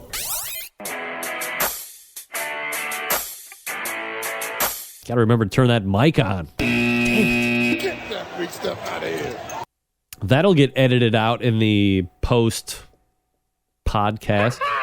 If you want to play Winery or Rehab, you just call into the show, 216-220-0966. That's 216-220-0966. We will play Winery or Rehab. You can win a prize pack of Jim Elser's Sweet Smoke Q-Juice products, which will be, I guess, the pork and the beef rub, or the pork and the beef injections. I don't think there's anything else to date yet, although there was either. Did he say it was a rub or something? He won the barbecue portion of the World Food Championships. We'll look to have him on next week, by the way. So you call in 216-220-0966. That's 216-220-0966. I have a list of wineries. I have a list of rehabs, like drug rehabs, and they might sound like one or the other. You call in, I'm going to give you a name. You have 5 seconds. 5 seconds to give me the answer, winery or rehab, when I tell you what the name of the place is. And then if you can get 2 of 3 right, you're going to get the prize pack of the Sweet Smoke Q-Juice products, the beef and the pork injection. All right, so all you have to do is call in. Don't fear. There is nothing to worry about. It's not like we're going to sit there and make fun of you endlessly if you get all of the answers wrong. We never do that here on the show. Never. Stuff out of here. Absolutely not. PayPal sending me a reminder. Of course. People, don't ask me to voice over your stuff and then not bother to listen to it. Come on, man. Nothing more, less. Kinger, call in. Come on, somebody call in. Don't be a fruity cakes. You call in. We play. It's fun. I'll even give you... Travis Clark is in the house. Travis, you should call in with some Sweet Smoke Q-Juice. Both the beef and the pork. It won the World Food Championships barbecue portion, I believe. Maybe even one more than that. We'll have to talk to Jim about that next week and see how the winning takes place. 216-220-0966. That's 216-220-0966 for your chance to win a fun-filled prize project. You know, getting back to the Disney World thing while we wait for some people to call in here. It's tough to live, you know, typically you don't live in Cleveland and think that someone is near someplace that has cool stuff by it, right? Cleveland, cool things, not necessarily associated with each other. Yeah, sure, LeBron is back. Not necessarily helping the basketball team all that much right now. We're not very good. The Browns are in the midst of potentially a quarterback change. The Indians, who knows what's going on with the Indians anymore? So it's always of value to say, well, what's going on in Ohio? Hey, do you like roller coasters and cool stuff that makes you feel like you're going to die at any second? Let's go to Cedar Point. Yeah. Let's go to Cedar Point. So when you go, because we've gone to Cedar Point years and years and years in a row. And it's the roller coaster capital of the world, and people, like, I guess there's actual people that will go to Cedar Point and search this place out as not only a bucket list item, but like a mecca, a religious experience for the people that love the roller coaster, because there's so many there. So you go there and you wait in line, you go on a roller coaster. You go to the next roller coaster, you wait in line, you get on a roller coaster. You go to the next one, you get the idea. So there's some other attractions there, lame stage shows. If you have little kids that you spend outrageous amounts of money on to get in the park, they can ride around the Snoopy Park or the Snoopy Camp Playland. But if you're a adult, 14 years or older, 14 years is not an adult, but if you're 14 years or older, you're going there to ride the cornucopia of roller coasters there, not the least of which is Top Fuel Dragster. You have the Mantis. You have there's just so many. Too many today. Millennium Force, the Raptor, you name it. When you go to some place like a Disney World, you've been spoiled by Cedar Point. If you can believe it or not, you've been spoiled. Action-packed, not overly large in acreage, per se. Long lines. If you go on a relatively decent day in the summer, you're probably looking at 2-hour waits for the major roller coasters, potentially creeping into that 3-hour area. So, if you get there at open and you stay until close and you want to hit all the major roller coasters, you might get 4 or 5 in before the end of the day, maybe a little bit more. And then you go to the Walt Disney World and you get in there and you're going down Main Street and you're just hustle. Got to get to the line. Quickly, you're realizing a couple different things. One, that Walt Disney World isn't necessarily meant to scare the shit out of you. Get that big stuff out of here. That was news to us. Last time we went, we were able to temper a little bit more going in this time. But there's no reason to keep the head down and run, because you're missing, like, all the stuff that's there. Like, all the stuff they want you to see, the shops and the little side streets and the confectionery places and all of the gift shops and the ice cream huts and so forth. And then they have great stage shows, but it's all themed, right? Which is not what it's like at Cedar Point. So when you go there 20 times in the last 10 years, you become a little accustomed to racing around and waiting, and then going on a ride and having the pants scared off of you, and then racing, saying. I think the longest line that we waited in on the busiest day yesterday in the Magic Kingdom was 60 minutes. Drop in a bucket. If you could go to Cedar Point in Sandusky, Ohio, and wait 60 minutes for the most popular ride in the whole park, that would be a steal. You would be having a very good day. In fact, it would probably be like the park was getting ready to close in a matter of 4 minutes, and everybody's just left to get the F out so they don't have to deal with the traffic, and you're reaping the rewards. There wasn't anything that was over 65 minutes in line length standby. They have these fast passes that you can register for. You put on a little bracelet, and you walk up, and you scan your bracelet, and boom, you just bypass that big-ass line that people are waiting in, and You're on that ride in 5 minutes or less, no matter what. And here you are, waiting 60 minutes. We gutted to the bitter end last night at the Magic Kingdom. Was open until midnight. Opened at 8. Closed at midnight. We were there at 9:30 in the morning. And the last one we went on was the newest ride, the Seven Dwarfs Mine Ride. Look, if we're rating coasters, highly overrated. Get that big stuff out of here. Smooth, some nice tunnel work halfway through the ride, for the mine thing. I get it. Good for families. Not so good otherwise. Not worth waiting an hour at the end of the day.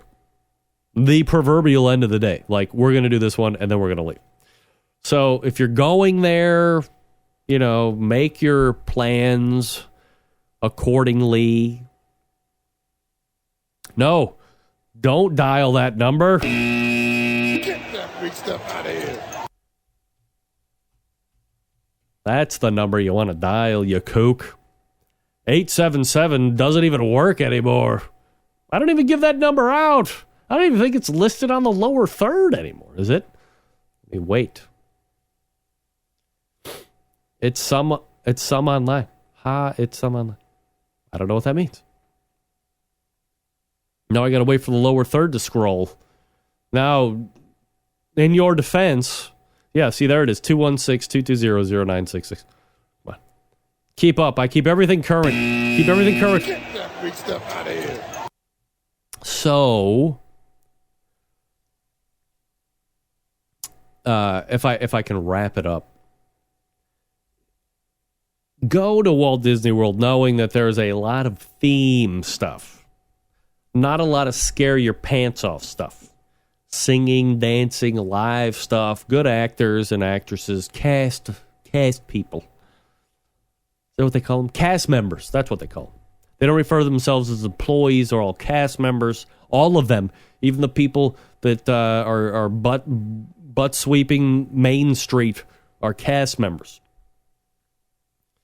But there's plenty to take in. If you like the scene and the magistry of all that stuff, the pageantry, the castle is great. And if you go in the wintertime, like right now before Christmas, if you go to Hollywood Studios on Streets of America or whatever it's called, that place is decked out in so many Christmas lights. I'd never seen anything like it before in my life. It is going crazy. It's time to the Trans-Siberian Orchestra music, flashing up and down and all over. I mean, if there's a billion lights, I might be shy by 500 million. It is absolutely spectacular, a 1 in a million. Somewhere in the archives. That's right. You're right, Jason. That's true. 877. Yeah, it's true. That's it. But I've changed it. All right, Milt. All right, no takers on the Sweet Smoke Q juice. Jim, we will keep trying. Sorry. But if we did it on email, nobody wants to do winery or rehab. That's it. I get it. Here we go for everybody listening. You want some free Sweet Smoke Q juice products? In the subject line, put Sweet Smoke Q WFC Champ. Sweet Smoke Q WFC Champ. Send that to me. Call that right now, Jason. See how that works out for you. See if that dials in. Send that email to me. First one in gets a Sweet Smoke Q Juice prize pack donated by Jeff Elser, SweetSmokeQ.com. Also, if you've ever wanted to advertise on this show, partner with the show, rare opening right now for your enjoyment. If you go to the main website, thebbqcentralshow.com, and then you go to About the Show, there's a sub-tab that says partner with the show or advertise on the show or something along those lines. Click on the hyperlink that says Media Kit. Download that. It'll download right away. And they'll give you all the information that you would like. Cost, what you get. You can get in contact with me. We can customize a little something for you. Rare that this opportunity avails itself. But seasons change, people change, people drop off. There you go. Pete, there are some companies that have been with me since the very beginning of the live show, which will be February 7th, 2014. That'll be the 7-year anniversary of the show live, believe it or not. So if you're interested, you can get in contact with me personally, Greg, at thebbqcentralshow.com. Again, you can pick up the media kit at thebbqcentralshow.com. Underneath About the Show should be something that says advertise or partner with the show or something like that. And we will get you hooked up. And you will be part of the partnership stable that is tight and long-living and forward-thinking. Remember, this is target marketing at its best. If you have a barbecue or grilling product, who listens to the show? Barbecue and grilling people. They like it. All right, we're back to wrap up the show right after this. Stick around. Be right back.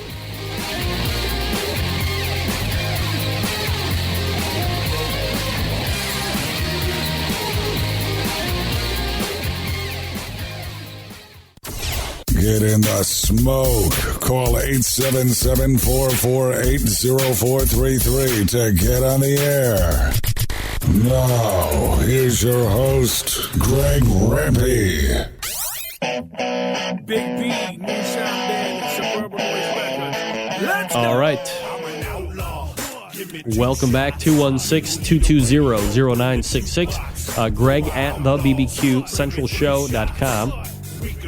Your two ways to get in touch with the show, should you see fit. Just to finish up on the Disney stuff, a lot of great improvements from 2 years ago to now, especially those bands, those the quick play bands, or whatever the hell they're called. It's so much nicer not having to wield around, one more piece of something and get lost or left behind in the bathroom or left in the hotel room or whatever. Here you got a wristband, you put it on, boom, you can buy stuff, charges right to a credit card that you put on file, and get into your hotel room, you can get into anywhere. Plus, get into the park with that thing. It's like the cure-all. It's great. I absolutely love the bands. Whatever they're called. The bands, I'm a big fan of the bands. Fan of the bands.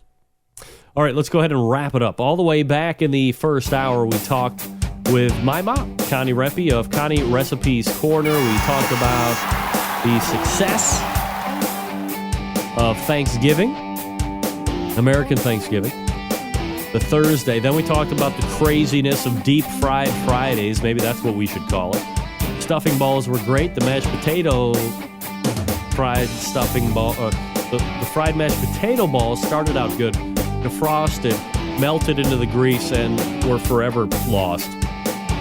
But we figured out a way to remedy that. Then we talked with Ray Lampe, Dr. Barbecue. He is in town for the SEC championship game coming this weekend. He's also got a number of other things going on. drbbq.com. Number kept going to voicemail. What? The 216 number? Outrageous. And then in the second hour, we talked with Sterling Ball, creator of King of the Smokers. BigPoppaSmokers.com, the website partner to the show, obviously. So check him out. Support the show when you can by supporting the show sponsors. All of them. They're all listed right down here in the lower third. Guru, Big Poppa Smokers, Butcher Barbecue, StephenDeFranco.com, Cook Shack, all those guys. You gotta love them. We will see you back here next Tuesday with a fully locked and loaded show. Of course, Meathead will be back in next week. That's right, Meathead. If you have the raw cast iron, it re-season it each and every time. little Pam, little Crisco, and that will help you keep generations of rust-free service coming. Also, September 11th, 2001, I will never forget. Until next Tuesday at 9 p.m. Eastern Standard Time, it's your program host and proud U.S. American, Greg Rempe. Good night now.